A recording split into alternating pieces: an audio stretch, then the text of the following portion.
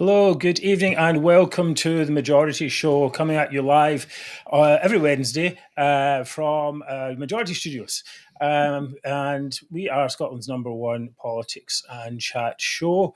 I broadcast out to you live on YouTube, Twitter and Facebook. I could barely remember that. I should probably look at the notes when I do this. There's so many platforms that we're on. Right, of course, I'm here with my co-hosts, David Griffiths and Mary Devlin. How are you tonight? Good evening, everyone.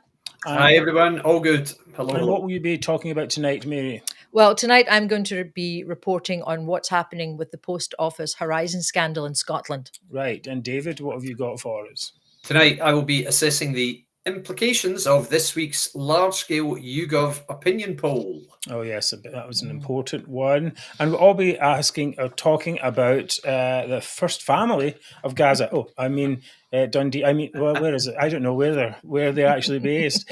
Broughty Ferry? No? But yes, perhaps. Broughty Ferry, yeah. Mary.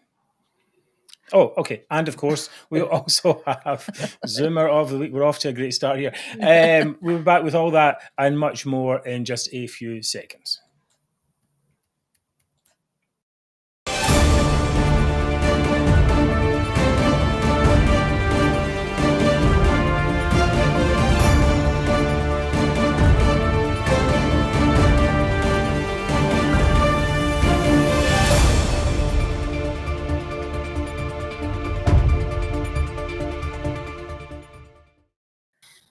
All right, welcome. Sorry about that. Welcome back to the Majority Show. It's Scotland's #1 politics chat. And thank you for your comments that are already coming in. Our aim is a better Scotland without the toxic nationalism that is strangling Scotland's potential. I'm sure that is your aim as well. Here tonight with David and Mary. And David, we haven't seen you for a little bit. How have you been? All good, thank you very much. I really enjoyed the Christmas and New Year period, and luckily I managed to avoid any seasonal sniffles, so I'm really proud of that, thank goodness. But now feeling refreshed and ready for the big year ahead.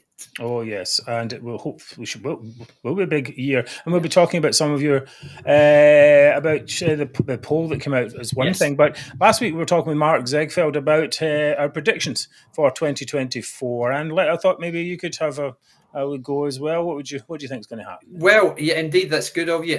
My predictions, I think most people are of the opinion now that the general election will take place in the autumn, unless, of course, Rishi is jettisoned before then. But that's, who knows, it could happen. But as things stand, it appears George Osborne released the news the other day that it's almost certain to be on November the 14th. So we'll see. Following which, of course, very late though, isn't it? Don't you think? It's very late. I don't know whether that's to coincide with or to avoid the American presidential debate, because it's normally in November also. I'm not sure. That was Osborne. I don't know whether he knows, but that's what he said. So I've always felt it would be in the autumn, but we'll see. But following which, of course, we're almost certain to see a new UK Prime Minister. We will see a new leader of the Conservative Party also when Rishi steps down post-general election. We will additionally see a new leader of the SNP when Humza Yousaf is kicked out following that election. That would be my prediction. Yeah, I mean, last week, Mark Zegfeld said that he thought that Kate Forbes, who, the conventional wisdom is Kate Forbes was going to take it on, especially after being second in the previous leadership campaign. But he said you didn't think that she would take it. What do you think? I agree. To be honest, I think Kate Forbes is too divisive. I think she would really upset the apple cart. I think the whole of the Green and the whole of the woke brigade in the SNP just wouldn't have it. I think she's made not made some powerful ones. I think there are a lot of powerful people in the SNP who simply don't want her as leader. I've always said for about 3 years now, I think Mary McCallan is the favoured choice of Humza.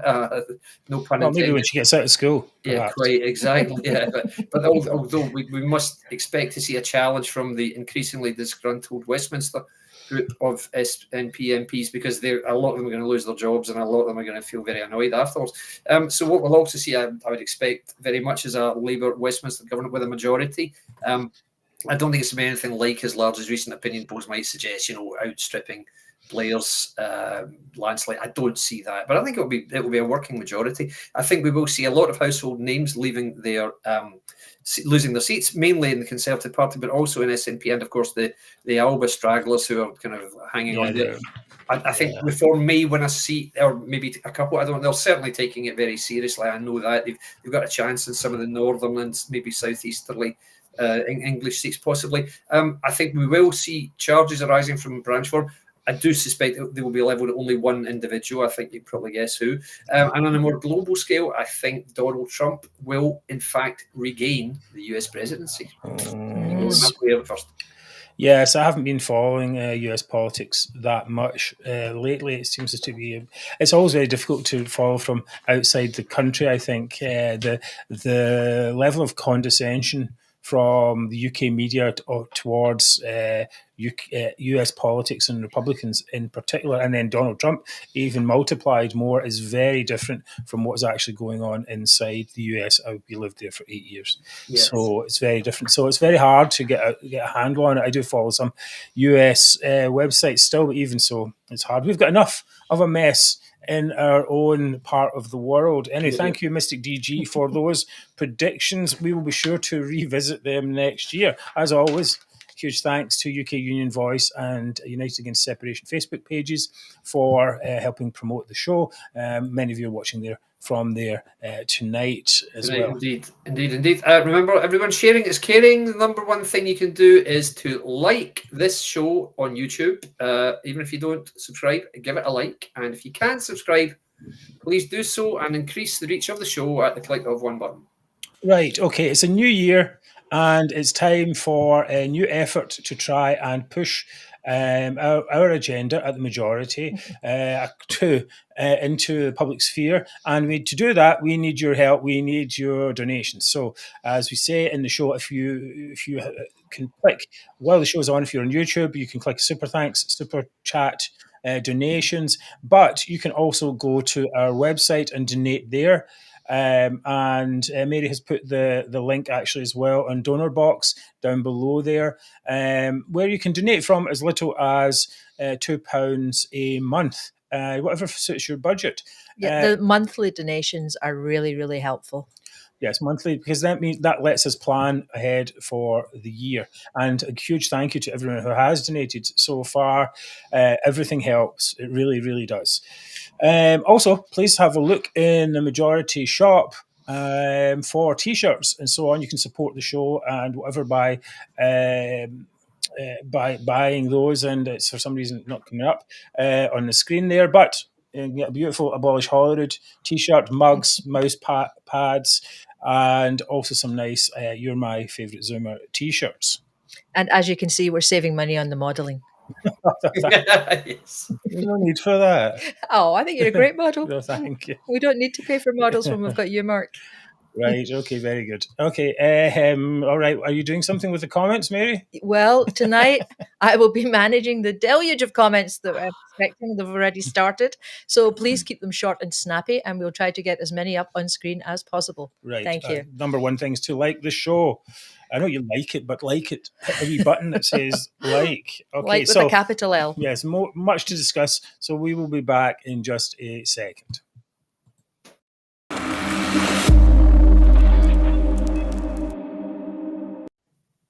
Right, try to figure out where we're at. Okay, Humza Yousaf Woe has continued this week with further controversies surrounding his wife's family. On Monday, along with two others, his brother-in-law, Ramzi El Nakla, was arrested for dealing heroin, possessing cocaine and weed, I believe. It's a pretty serious charge. I mean, I should say so. Yeah. It's quite serious. Heroin dealing is not generally frowned upon, not generally looked well upon by society.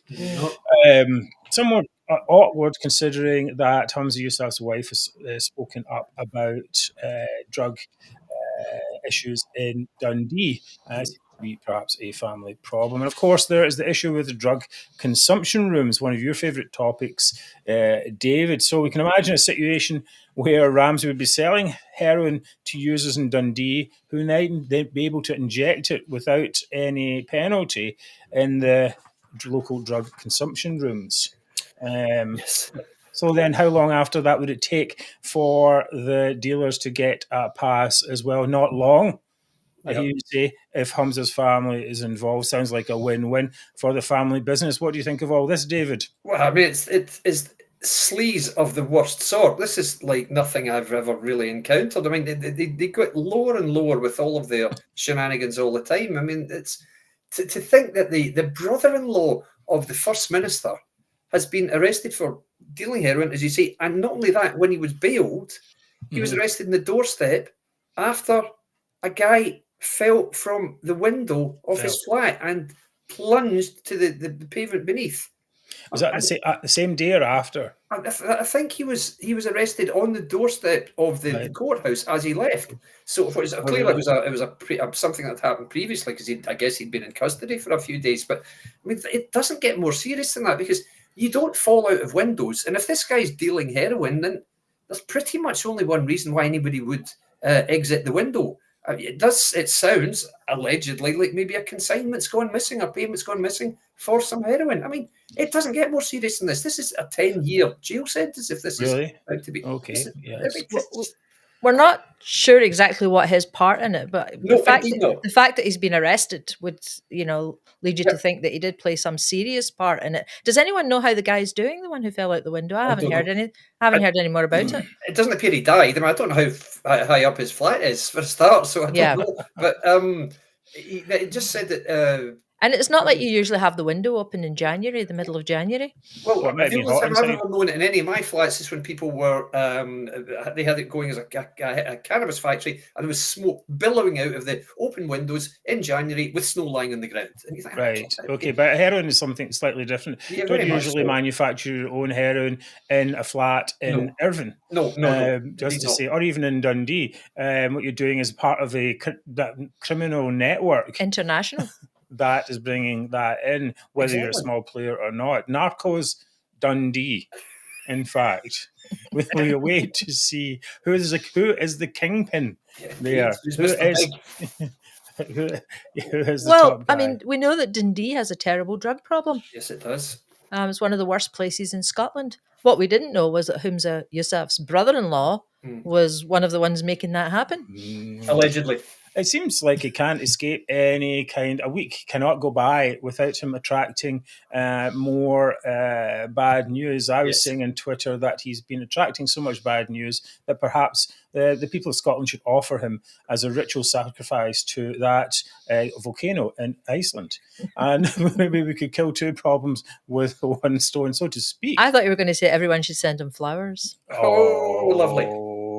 Or we could send him poppy seeds. They might be more useful. He likes poppy seeds on his bagel. Right, okay. Yes, bad news keeps piling up like so many dead terrorists in Gaza, it says here.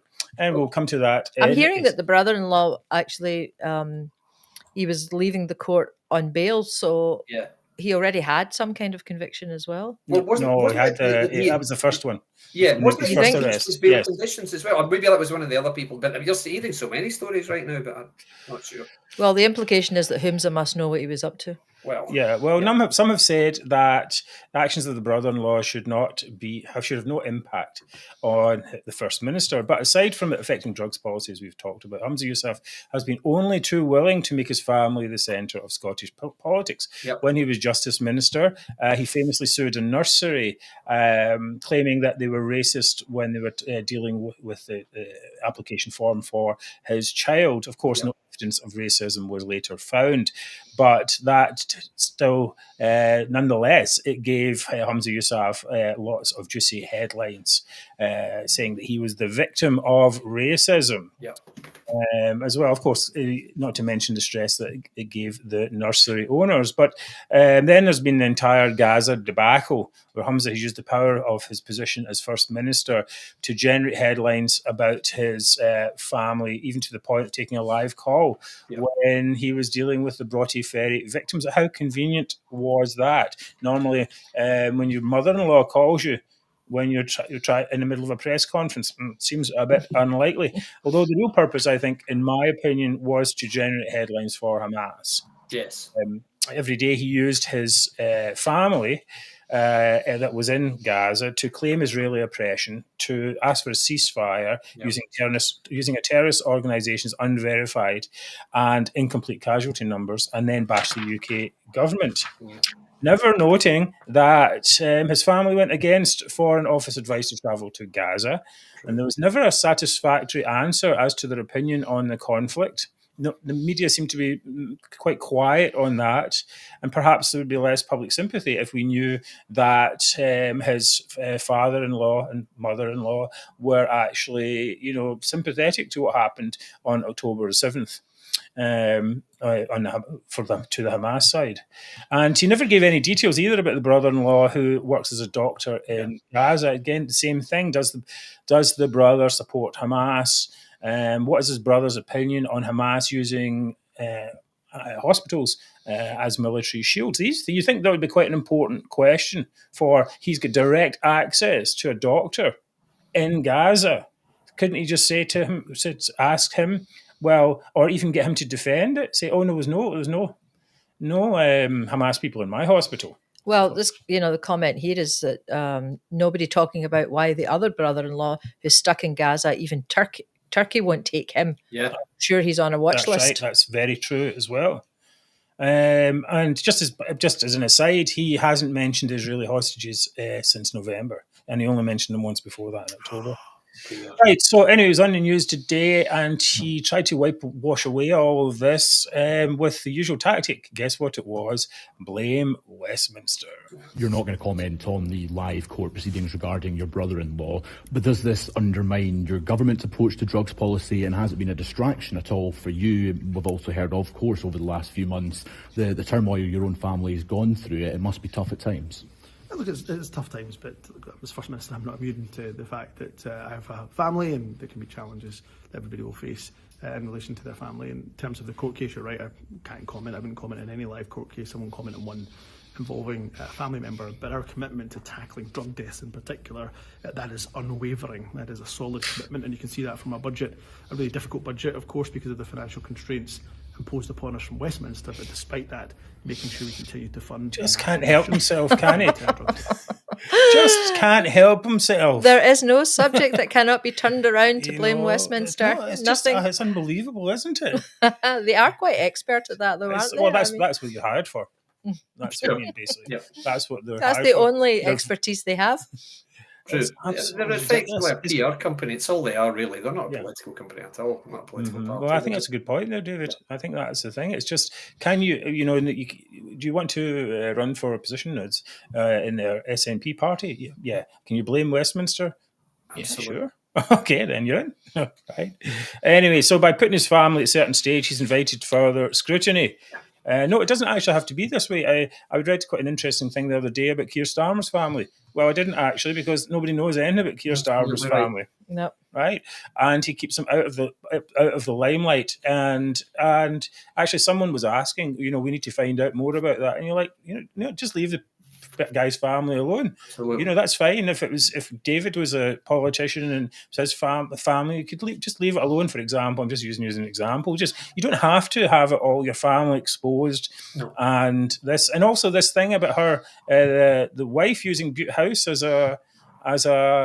some kind of PR venue. Did you see that, David? Absolutely. I mean, it's just what she's done really is get herself in front of cameras to discuss her family endlessly. That's what she's done right from the start.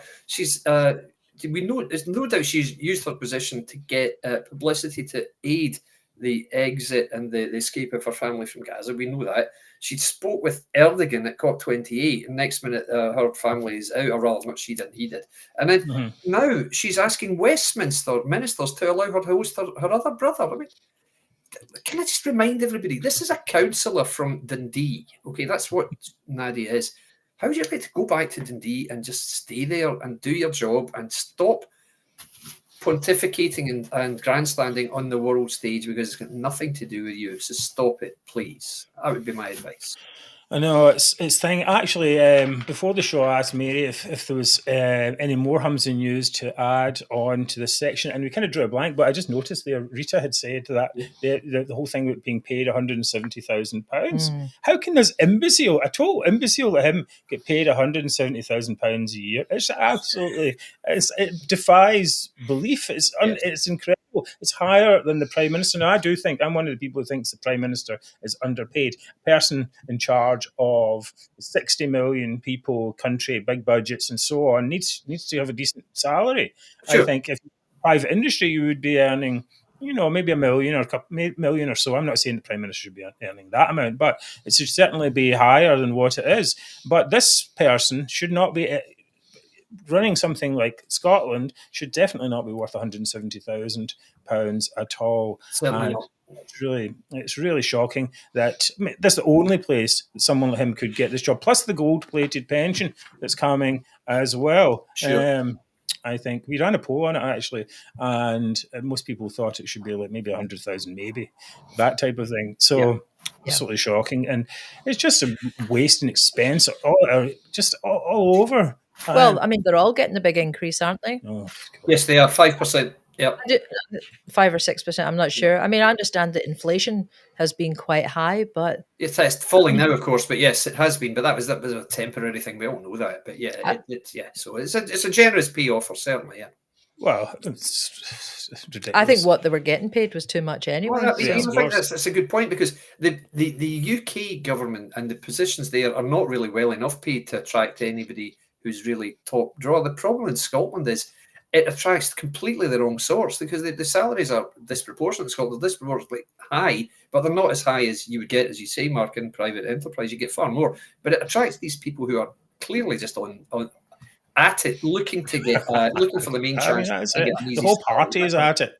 Yep. The whole Parliament is at it. No doubt, really. That's the thing here. But sadly, anyway, we've got this. We do have this actual real things to be dealing with, not Humza Yousaf's family psychodrama.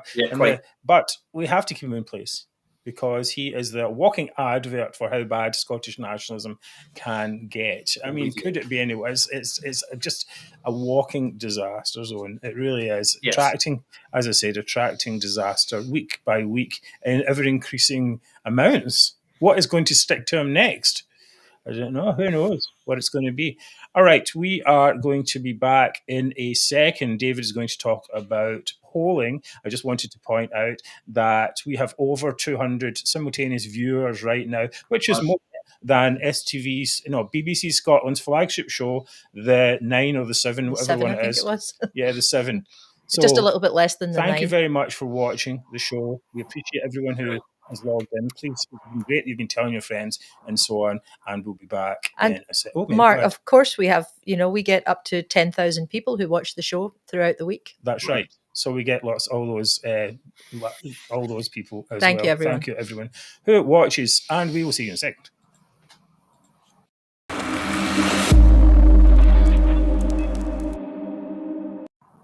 Right, Dave, we're going to talk about some polling. Yes, indeed. This week saw pretty much the first major poll of the nascent or fledgling general election campaign, because, as I said, Rishi has made it clear that his expectation is there will be a general election in the second half of this year. So we have to take him at his word, I guess. If he's going to be there, I think that's what he intends. We'll see. Anyway, so this week there was a big YouGov poll. 14,000 people nationwide were asked how they plan to vote, and the results were quite revealing. Polling said that Labour is on track to win the general election with quite a substantial majority. I suspect it's not going to be as big as this polling says, but nonetheless, it was quite remarkable. It additionally showed, from a Scottish perspective, that the SNP is going to lose, I think it said 25 of the seats it won in 2019, remembering that they won 48 seats in 2019 and incidentally came second in the other 11. This year, of course, there are only 57 seats, but it looks like they're on track to win at the most 23, perhaps. We really want to get Labour beating them into second place, which would be very important strategically. Anyway, we'll see. But the good news for all of us anti-nationalists is that number of SNP MPs would mean the departure of several well-known figures. So if I can just run you through some of the highlights, it would mean Anam Kaiser would lose her seat.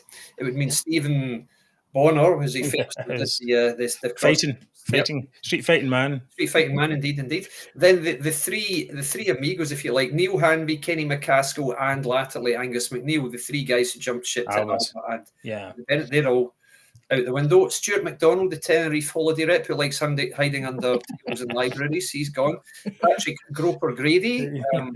Also, David, we've been very, very clear. Scotland will continue to print. Well, the whole IQ of them, as soon as he leaves, the whole IQ of the parliament, the average IQ will rise significantly, like a melting iceberg, exactly. And sadly, wee Tommy Shepherd. We're going to miss you, wee Tommy. What a shame.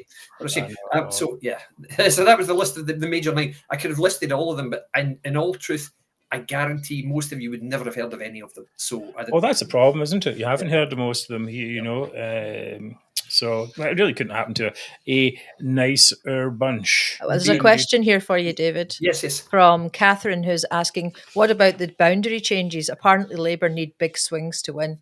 There have been boundary changes. This happens all the time when a sitting government gets control. Or when you're in government, you get control of the boundaries and you can make changes. And every sitting government does this to make it easier for them to win or hold their seats. In Scotland, of course, it's almost impossible to carve up Scotland to make it more likely for the Conservatives to win more seats, remembering it is a Conservative government right now, because the Conservative vote is so focused in the southeast, in the south, the borders, and in the northeast. That's the problem with the Conservatives. So while they've tried, I wouldn't believe that story. I know it was in, I think, the Daily Mail and the BBC. It isn't going to take... the boundary changes, I don't believe, will impact Labour's ability to win seats. It certainly won't stop them beating the SNP, because in most of the seats, probably something like 38 to 40 seats, it is a shootout between Labour and the SNP. This myth that it's actually a shootout between the SNP and the Conservatives is complete bogus nonsense. It's totally wrong. It's not the case at all. That's just SNP spin. That's all it is, so you can ignore that. I'm not particularly concerned about the impact of the boundary changes lessening the chances of any of the major parties being able to beat the SNP. So I wouldn't worry too much about that, Catherine. So, and just to say that in each of these constituencies that I've mentioned, or these guys here who stand to lose their seats, it's the SNP is in second place and Labour is ahead in all of these seats, and that's ignoring seats where other, even more high-profile SNP figures like Pete Wishart, Joe Cherry, Flynn, Kirsty Blackman are all narrowly ahead, but again vulnerable, and again to Labour. Now, it's not saying this is all just Labour. In one of the new seats, Angus and Perthshire Glens, it's the Conservative Party that's looking very strong there, which would see Dave Duggan removed from office. So, Mark, you saw this polling. What was your feeling about the results? Well, yeah, I'm generally interested in momentum, and the whole momentum certainly isn't very good. As I mentioned last week, the SNP is a momentum party, and the more popular they are, the more people will vote for them. Because, they've got to go. We've got to go all independence. Okay, but if people think that independence isn't going to happen, then they're going to well, why am I voting for you? And so there's the primary motivation for many nationalist voters is just simply not there. So then inevitably they're going to look at other options, especially when it's compounded by Humza Yousaf's ineptitude. I think we don't have just the conditions for a wipeout in the general election, but I think we have conditions for the wipeout for the credibility of the entire Parliament, perhaps for a proper discussion of restructuring or abolishing Holyrood. Perhaps. Anyway, we'll see how that goes. I mean, really, we've had just 16 years of disaster. We've had Alex Salmond arrested, nearly sent to jail. Yep. We've had Nicola Sturgeon, all that stuff. Now Humza Yousaf, people must be like, oh my God, why are we doing this? Anyway, and if you look at Rutherglen, people have said that the Rutherglen vote is maybe not indicative, right? They got double. They did. Labour vote. So people might say, well, okay, that's not going to be replicated, but what if it was? I mean, what's the reason it wouldn't be? That's the thing I look at. Why wouldn't that happen, David? What would you think? Agreed. There's very little that's going to bring wayward SNP voters back to voting SNP. Certainly not the nonsense the SNP is pushing right now. I mean, all this stuff about, it's a straight shootout between us and the Conservatives. Nobody believes that. I mean, even the guys saying it don't believe that. No, you can't go out to you can't go out to people and say this is our goal, because nobody believes it. You can't have that. Yeah, I mean, it's the same thing. That's actually similar to the thing like Rishi Sunak saying "Wouldn't stop the boats." It's so Tories are just like, no, you're not. Exactly. So why would we vote for you? And I think that must be very similar on the other side. I agree. This stop the boats is something they have to say, knowing they can't do it. There's no way they can do it. Not a chance. Rwanda isn't going to happen. We all know not a single flight's going to go there. The only thing will be what Sunak decides to do when he does lose eventually, as he will. But in terms of Rutherglen, so it was a 22% swing, I think it was. They got double the vote. And of course, all the Nats are saying, well, of course, our vote didn't come out. They just stayed at home. Yeah, well, is that what happened to the Conservatives also? Because they had lost their deposit. So you can't just write off a seismic by-election like that and say, "Oh, it'll never happen again." You have absolutely no idea whether it'll happen again. I think there's too much conventional wisdom going on, saying, it was an anomaly. I mean, even on our side, it's an anomaly. I think there's what's the redeeming factor that would bring people back to the SNP? I don't know if there is one, or bring them back to the Tories. It really is the same type of things. And as well, this momentum thing I was talking about was happening with Labour too. As they get more likely to win, people want to be a socialist. People who would normally vote for a socialist party, a left-leaning party, would want to be part of that, right? So, we talked about this quite a lot. SNP voter has two choices. You can vote for a party whose main aim of independence is impossible. It's led by a buffoon and has 16 years of failure behind it and no redeeming qualities. Or they could, and if they vote for it, they could possibly let the Tories win. So, they could possibly switch to and be part of the winning team and get rid of the Tories in Westminster and then see where they're at. That's a really key point, because what you find with Labour election wins, and remember, I make this point often, Labour election wins are very, very rare. There have only been two Labour Party leaders born since the party's foundation who have actually won general elections. It's a staggering statistic. But when they do happen, it's almost joyously, and you remember when Blair won, it was just a total landslide, swept away the opposition parties. It's amazing. And I was out of the country, and I came back the day of the poll, or the day of the result, and it just the mood was just amazing. People were like, "Oh, we're all so happy." Everyone was all really happy. It was incredible. That's exactly, I think, how it will be, how you'll see it here. And really, are people in Scotland going to say, "No, I don't want any part of that. I believe in Stephen Flynn, and I'm going to vote for the SNP because no, they're not. Of course, they're not. Not going to happen." So, polling and momentum are crucial and unavoidable as indicators here. The results of this week's poll, really, you can't mistake them, even without any type of voting. The SNP is clearly hemorrhaging votes and hemorrhaging support. Now, under the leadership of Humza, it's going to continue because the man is incompetence personified, as we know. He's also a magnet for bad news. It's unbelievable. It's as if, we are, anti-nationalists were sitting writing a script for him. Absolutely. It's like now they've come up with the fact his brother-in-law is a drug dealer, dealing heroin. I mean, it's like, you wouldn't put that in a movie because you'd think it was too much of a stretch. It was too ridiculous. You're right. Yeah. As we know, we've said this many times, the SNP is terrified of resurgent Labour because it effectively does away with the need for the SNP. Now, one thing I would say, and I've got into discussions about this online, the polling shows that in seats where the Conservatives finished in a strong second place 4 years ago, like in Central Ayrshire and North Ayrshire and Arran, where I live, Labour are now back in second place. And that's because, guys, as we know, the Conservative vote was massively inflated. I mean, some of these places, it doubled from the previous two elections, whereas the Labour vote fell off a cliff. Throughout Scotland, in the last general election, Labour total votes fell by 28.6% from the previous election in 2017. Now, that's never going to happen again, simply because they had the wrong leader. We all know they had the wrong leader. They had a leader who simply did not resonate in Scotland at all and never would. That will not happen again unless Labour happens to elect another IRA-supporting, Hamas-supporting, anti-Semitic leader. Now, hopefully, they're not stupid enough to do that. So we'll just get one in Bute House instead. Yeah, we've got one.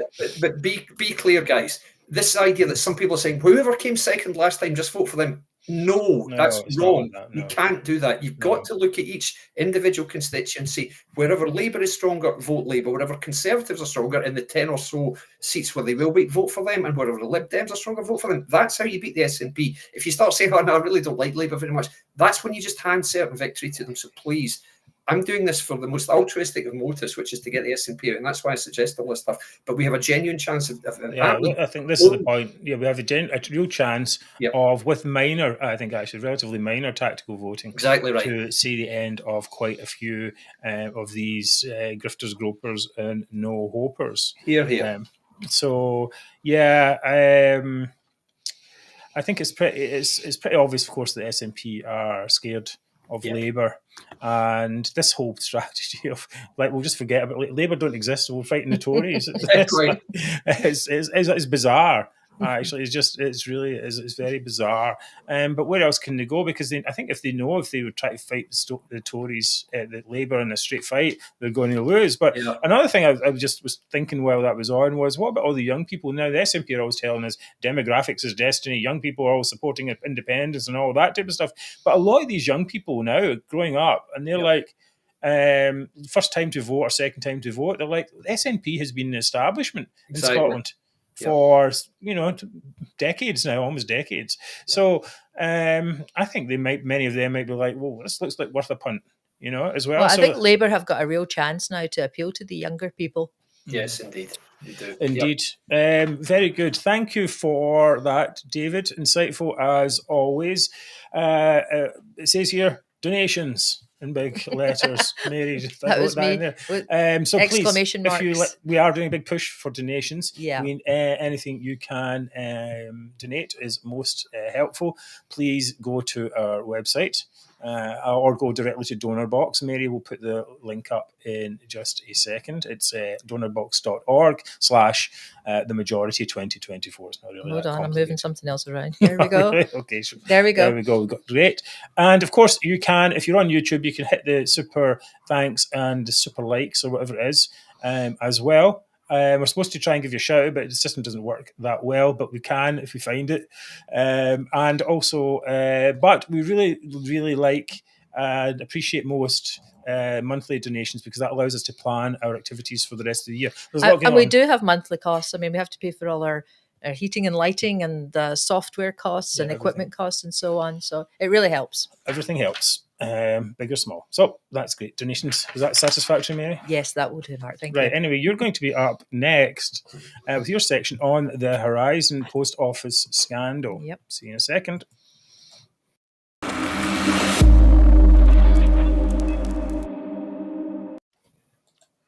Right. You're up. Well, many people will have seen the ITV drama Mr. Bates versus the Post Office, which was all about the Post Office Horizon scandal. And it's been described as the most widespread miscarriage of justice in British legal history. Oh, yes. So this was where people running post offices were accused of crimes like theft, false accounting, or embezzlement on the basis of a faulty IT system from Fujitsu called Horizon. So some were convicted and sent to prison. Others lost their livelihoods and reputations. Some lost their families, their marriages, and some, sadly, even committed suicide. And no one seems to know how many people were affected in Scotland. Now, in 2020, the Scottish Criminal Cases Review Commission, the SCCCRC, which investigates possible miscarriages of justice, wrote to 73 potential victims of the Horizon scandal in Scotland. But as of last December, only 16 people had come forward in Scotland to ask for their convictions to be reviewed. But that number might rise now because of all the publicity that the show has given it. So far, 6 people have been able to appeal their Horizon convictions in court, and all 6 have now been overturned. In fact, 2 of them were just in the last week. Oh, really? So it is possible there are hundreds of people across Scotland who were accused of stealing money from their post office branches who weren't convicted. Now, in Scotland, the Crown Office and Procurator Fiscal Service, I'm not sure how you actually say that, but I'll call it COPFS. COPFS, yeah. Yes. COPFS, okay, holds the sole responsibility for prosecutions, which is different to England, where the Post Office prosecuted the cases. Now, one of the questions that's come up about the scandal is, if the people are going to get off, is it going to be by pardon or by quashing the original convictions? The difference between those is, so the UK government could pardon the wrongly convicted postmasters and sub-postmasters, but that wouldn't get rid of the original criminal conviction. What might be better would be a reversal or a quashing of the conviction. That's where there is an admission that no criminality ever took place, but that can take a really long time. Well, why does it take so long? I mean, surely they know there's miscarriage. It's just, can you not just open the court and just say that's... No, they have to do those one by one. Presumably, it's the fact that it's going to be consecutive, rather than concurrent, I guess. Yeah, I mean, we're talking about what the current law is. Okay, so under current Scots and UK law, victims of miscarriages of justice are only eligible for compensation if their conviction is reversed by an appeal court. This means that the 80, there's about 80, some people say 100 suspected cases in Scotland that would have to be heard individually. Right, it's not that many though, is it really? However, new legislation is likely to fast track the process. So this week, Humza's reaction was, hours after the UK government announced emergency laws to swiftly exonerate and compensate victims, Humza Yousaf confirmed victims in Scotland would also be cleared. Yes, I saw that. But it was kind of weird, wasn't it? It was like, we'll just do exactly the same as the UK government. But that's later, very unusual, isn't it? Yes. That he's saying, we'll take something from the UK government and we'll put it in place. It was similar to how Sturgeon dealt with COVID, right? Or the bully dogs, the same thing. We'll listen, and then 2 weeks later we hear it. Why do we need a parliament if they're just going to do the same thing 2 weeks later? Anyway. Well, the way that we'd actually do it is something called a legislative consent motion. Okay. And that, so normally the UK legislation wouldn't normally affect Scotland, but Humza is willing to look at this legislative consent motion that would allow it to also apply north of the border. Yeah. And those affected, he said that those affected can be absolutely assured that they will be pardoned. Now, that all sounds well and dandy. They're actually, trying to get on with it and get these poor people pardoned. However, this week we also heard from Dorothy Bain, who is Scotland's top law officer and the Lord Advocate. She said first of all, she said that the post office workers had been failed by the criminal justice system. Okay, good. And she said the Crown Office and the Procurator Fiscal Service has the sole responsibility for prosecuting cases in Scotland and had been misled by the post office. She said the assurances, which weren't true, were repeatedly given to them. So she's trying to blame, she can't blame Westminster, but she's trying to blame the UK Post Office. And now, some of these cases, the COP-FS had actually been warned about some of these cases as far back as 2013. But it took until 2015 for some cases to be dropped. Yep. They actually stopped prosecuting people where most of the evidence was based on the Horizon system. So it's nearly 2 years before they actually stopped. And Dorothy Bain, unlike Humza Yousaf, she opposed any notion of blanket acquittals. Yes. She basically defended the system. She accepted that the appeals were long drawn out processes, but insisted they remained constitutionally proper response. And she repeatedly talked about the guilt during her evidence, stating that not every case will be a miscarriage of justice. Right, David? Exactly. Yeah, and I watched that segment yesterday, and what she said appalled me. I've got it. Have you got it? Put it on first. Go for it. Yeah. So before I finish, I want to say this. No, she's quiet. I am very deeply troubled by what has occurred, and I remain acutely concerned that the Crown Office and Procurator Fiscal Service was repeatedly misled by the Post Office.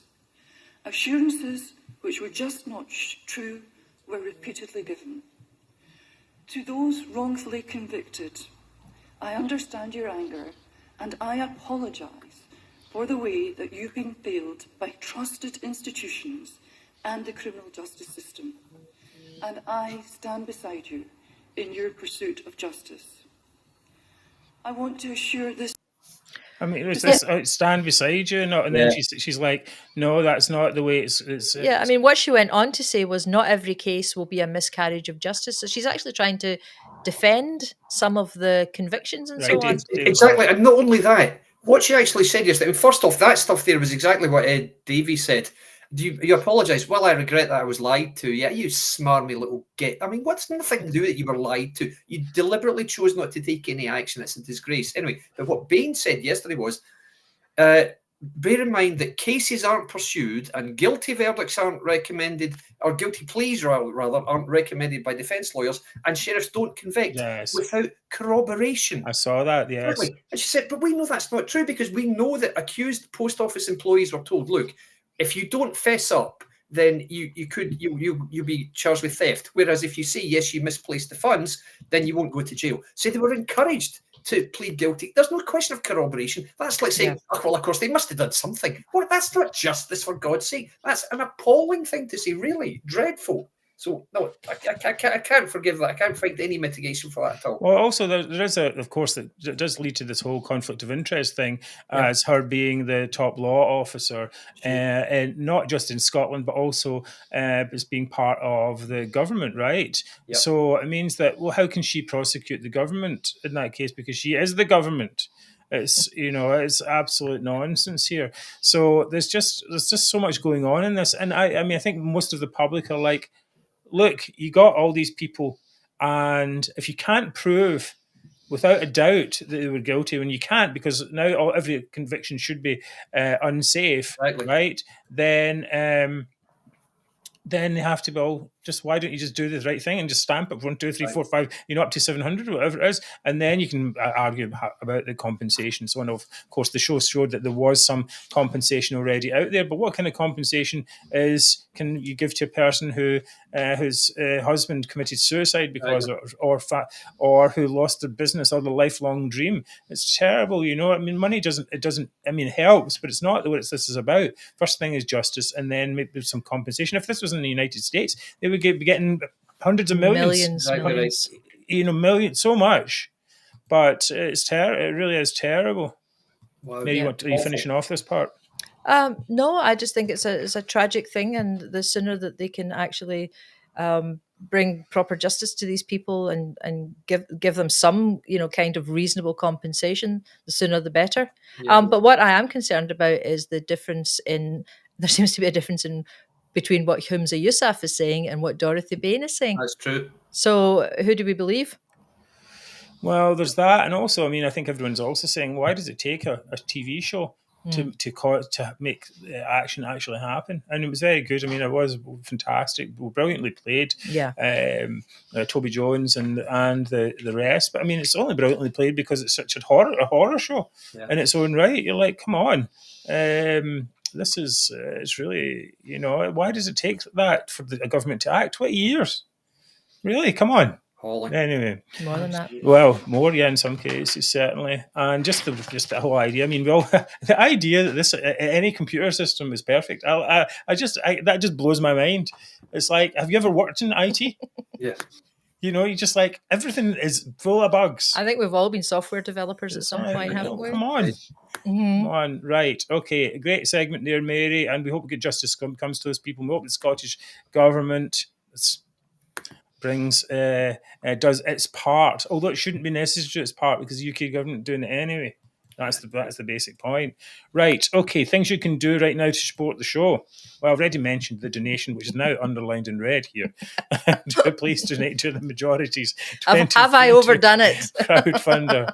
And you can buy a T-shirt or a mug. Look at this model here, okay? Abolish Holyrood.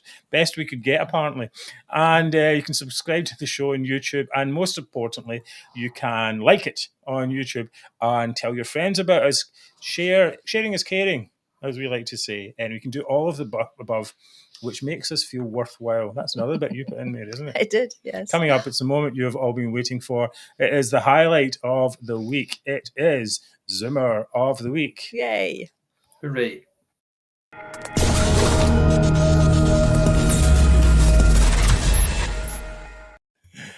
Really. Okay, very good. Are you a middle-class eccentric who believes that magic is real and Harry Potter is God? Do you love hugging trees?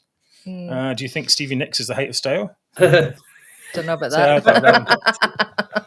Do you have a spirit animal or like fires? Do you like to bang a drum? Why are you asking, Mark? Because that means you might be a pagan. Oh. Pagan. Yes, a pagan. Yes. This week, in what the Daily Mail called a major step towards more mainstream recognition for paganism, a druid delivered Time for Reflection, which is a 5-minute speech in the chamber of the Scottish Parliament. Here's a wee picture of, well, here's the thing here. The Daily Mail also called it a historic day. Why? I don't really know why they did this. It's a historic day because I'm not sure there was a big cry out in the public for a druid to talk in the Scottish Parliament. Scottish Pagan Federation said the reading was after years of persecution. 50 years ago, you could still lose your job or livelihood, have your children taken away by social services, or have a brick thrown through your window just for being a pagan. Who's a pagan in 1970? Anyway, laughing at this, your daft beliefs is not. We all watched The Wicker Man or whatever it was called. I want to watch that again, actually. And maybe take some notes. Paganism seems to me to be another in a long list of luxury beliefs held by middle-class do-gooders. If lighting a fire at the solstice means you're part of a religion, then everyone in the UK is part of the Guy Fawkes religion, although it's somewhat terroristic in nature. And, I have tried to hug a tree, and you just end up getting covered in bark and dirt. But as proof there is no idea too crazy to get time allotted to the Scottish Parliament, they put this person up where she's basically talked about loving each other, loving nature, and loving solstice. And I'd like to know what is so great about the solstice. Ooh, the daylight is the same length as the night. Pray to God. I think they're running out of minorities that they pretend to support. Right, that's what. I think they're now scraping. I mean, nothing against pagans, but I don't imagine it's a large group. I think they're kind of scraping the barrel. Well, maybe it's yes. The barrel scraping religion is coming next. Reverend Haggerstone, the druid, who in a disappointing move didn't wear a white cloak, wasn't a man, and didn't have a Gandalf-like beard. This is her here. That's her there. Mm-hmm. Said she had travelled the world experiencing different belief systems and trained to become a Buddhist nun before becoming a data analyst for the Scottish government. And well, if anything will make you cry out for God, that would be it. Yep, exactly. A slightly sinister element to this, though, the SPF, the Pagan Foundation, wants paganism to be taught in schools alongside other belief systems. And no doubt the Scottish government will try and let them do it. Equalities Minister Emma Roddick wished pagans a very happy winter solstice. There's that solstice thing again. Yeah. It's just... they're obsessed with these times of the year. Yeah, I bet you they don't skip Christmas, though. Keep all religion of all kinds out of the classroom. I'm just impressed they managed to get a few people to believe it, and perhaps even not impressed, just perhaps appalled that they got the Scottish Parliament to allow them to use it as an advertising venue for their batshit crazy beliefs. So my Zoomer is not actually the pagans, who are mostly harmless, but the idiots at the Scottish Parliament who let them speak. Well said indeed. I mean, are you a pagan? Pretty have you pagan beliefs there, David? Well, no, it reminds me of the old Not the 9 o'clock news sketch where they were encouraging today's, because church attendances were falling, they encouraged them to take on some diabolist beliefs. Oh, yes. They were interviewing, Mel Smith and he was saying, well, sacrifice a virgin. I mean, what's a virgin? I've never met one. Yeah, I wouldn't mind that. Yeah, why not? And that's what it sounds like. It just sounds like that was a lampoon. That was satirising the idea of this, and now they're doing it for real. Really, I mean, pagans, right? Okay. Well, I think it would be livened. Certainly, the mass would be livened up if there was more nudity. So. The church, I would get the congregations booming again. Yeah, certainly. Yes. Yeah. Well, perhaps. Well, it's just. Yeah, I think Mary, you're right. To be honest, it's just an endless search to find out who's a minority and who is oppressed. Yep, indeed. That's ridiculous. Okay, that was my. Maybe we could come up with some suggestions for them. Right, for next up it is going to be David.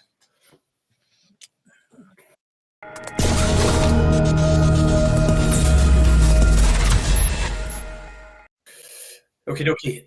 My first Zoomer of the Year nomination. Oh, Zoomer of the Year. It is. Zoomer of the Year. Oh, Zoomer of the Year. Yeah, no, you're good. We're good. We're good. Yep. Cool. So, my nomination for Zoomer of the Year this week is Scottish Times journalist Kenny Ferguson. Now, as those of you who've watched the show for some time will know, Kenny has a particularly tiresome habit of talking up nationalism and seeking to breathe new life into the flagging independence movement. And this week he excelled himself because he's clearly uneasy at the prospect of voters switching from the SNP to Labour in large numbers in the general election, because it would more or less put him out of his cosy little role. So in his article today, Kenny acknowledges the fact that Sarwar and Starmer are standing on the crest of real large-scale electoral success. So true to form, Kenny felt the need to pour cold water on this impending change. That's what Kenny does. So he asked darkly, have Sarwar and Starmer really thought through the consequences of this momentous shift before answering his own question with, no, I really don't think they have. Well, wasn't that enlightening? And offering his suggestions, of exactly. course. Let me explain, said Kenny. Right. So, and he went on to instruct Labour not to ignore the wishes of half its voter base. So already we've gone from the fact that, I meant to say, Kenny had already explained that pretty much all the new Labour voters support independence. Oh, really? And then he went on to say, of course, don't ignore the wishes of half your voter base. Hang on, I thought it was the whole lot. Anyway, so in the course of one article, I've gone from all of them to half. So that's what Kenny's like. So he then concluded by informing Labour that you've got to think anew about the Constitution. Well, let me tell you what's going to happen, Kenny, okay?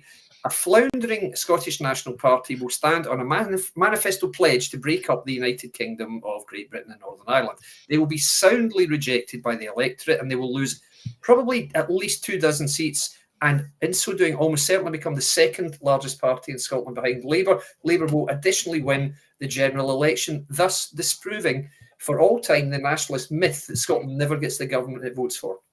What this means, Kenny, is it's over. Scottish nationalism is going to be finished, and with that, your cosy little role talking it up every week is going to be gone also, so you'll have to find a new article to rewrite every few days. So that's why Kenny is my Zoomer of the week. Wow. Very good. I call him the Appeaser-in-Chief. The Times. Yes, appeasement section, yes. And he's basically, he's the leader of the Times Appeasement Division. And basically what they've done is he's put himself in this position of, he's always writing these articles. He says he's a unionist. I mean, we don't like that term particularly much, but and he would vote against independent Scotland. But every single article he writes is about how nationalism could improve Scotland, or how we could improve nationalism, or everything to do with that. And now that he's faced with the complete destruction of Scottish nationalism, he wants to import it into the Labour Party by saying, okay, all you people now have come from a pro-independence party to us. Yeah. So we've got to change somehow for you when you've already come to us to beat the Tories. Yeah. Right? We talked about this before. It's a straight choice. The answer to Ferguson thing is for Labour to say, which is what they're doing, to say no. Yep. You come to us to beat the Tories, and you leave whatever it is, your own stuff behind, your baggage behind, and that's it. Because you move once. That's the proposition, and it's up to a person who's moving then to make the concession, not up to the party to make the concessions, because the party Labour doesn't need to make the concessions. That's the point. Absolutely. And it doesn't need more appeasement. Doesn't need more devolution. Doesn't need more. What he's arguing for is a Clarity Act, basically, and which we used to talk about a lot. Don't need that now. No, right? It's just appeasement in another form. So basically, he says, "Oh, things will get rough because they'll want it after a while." No, they won't, because even in the big scheme of things, they're only. It's almost like a luxury belief. Yeah. People are interested in the health, economy. And what's the other one? Education, right? That's what they're interested in. Independence has always been down the bottom, like a hobby almost. And it's only through grifters like Alex Salmond and Nicola Sturgeon that it ever elevated this hobby pursuit into something bigger. But it never really had the basis behind it, I don't think. And why is he still clinging on to this? He doesn't know how to write anything else. Yeah, welcome to get updated, but be part of the solution, not part of the problem. Right. I don't know. I'm with you in this one. I'll vote for you. Hey, fantastic. Oh, but you haven't heard mine yet. I like that's true. That's true. Right, okay. Although the Druid's pretty crazy. All right, okay. Well, right, yeah, the Druid's is very zoomish. Mary, you're up. Okay, I will try my best.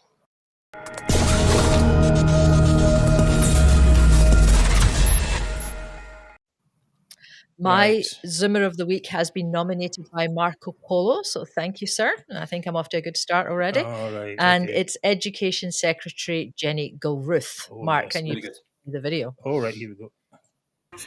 And I say to the member, it's not my responsibility as Cabinet Secretary for Education in Scotland to mop up the mess of a government elsewhere around about its approach to international students and immigration. These decisions have been taken elsewhere and they are harming the sector in Scotland. And if the member has any leverage with his colleagues in Westminster, then I would suggest that he makes these points to my opponent in Westminster rigorously, because I recognise the challenge here, but I'm not going to walk away from this government's policy of supporting free tuition for our young people. No, but you'll abandon the university sector. Interesting choice of words. Opponent makes it quite confrontational. Can I come? Oh, I'm sure you've got something to say in that, maybe. Right. Well, first of all, let's start with it. It's not my responsibility to mop up the mess of a government elsewhere. Yeah. Like some random government that's, just elsewhere. I mean, really, who does she think she is? So she has been nominated for two reasons. The first of all, for her confrontational manner, which was rightly pointed out by was that the convener? I'm not sure. Yes. So very rightly pointed out, talking about her opponent in Westminster. Now, she could have said something like my counterpart or the real education secretary down in Westminster. That's to use honourable gentleman in the House of Parliament for exactly that reason. Right. No, but she chose to use the word opponent. And, I hate her smug, condescending manner as she does it. I mean, she's an idiot, but she, she's trying to speak as if she's all... Well, she's a teacher's expression and a teacher's manner. That's what she is. Not a teacher. I would like to have... She's sorry for the kids. Yes. I feel sorry for anyone listening to her, really. The second reason is because of her complete lack of self-awareness. The fact that she's talking about this government's policy of supporting free tuition for our young people in the same week we have just found out that universities will have to cut the number of young Scots places at Scottish universities by 1,200. So that's 1,200 places are gone for young Scottish people. And the reason they're gone is because of the Scottish Government's budget cuts. Yeah. Because in Scotland, ScotGov pays universities £2,000 per pupil less than the UK government pays universities in the rest of the UK. Yeah. And Scottish universities have become increasingly reliant on Chinese students and American students. They can't afford to take Scottish students at the rate that ScotGov is paying for them, which is why Liam Kerr is absolutely right when he quipped, yes, but you'll abandon the university sector, because that's absolutely what they are doing. They've made massive cuts in the university budgets. The budgets have to cut the number of places that they can offer to young Scottish people. Wow. So Jenny Gilruth, basically, she's lying to the Scottish people. Her government's free tuition policy, and that's what's caused the big problem, just means that there are less places available for Scottish kids. The middle class ones are paying for their tuition in England. Middle-class Scottish kids are going to England to get the university education.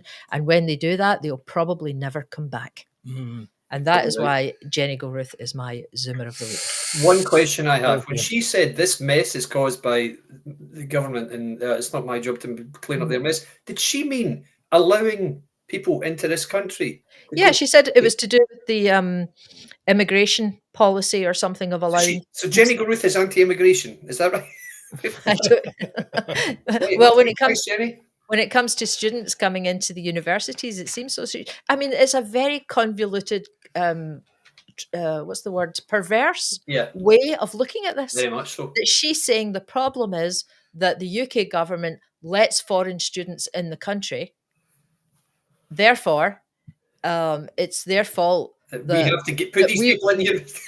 That we've caused all these, budget cuts. We don't pay the universities enough money, and Scottish kids are not being able to go to university, because it's absolutely perverse. It's a perverse way of looking at it. Well, the whole thing is a perversion. So that's the reality of it.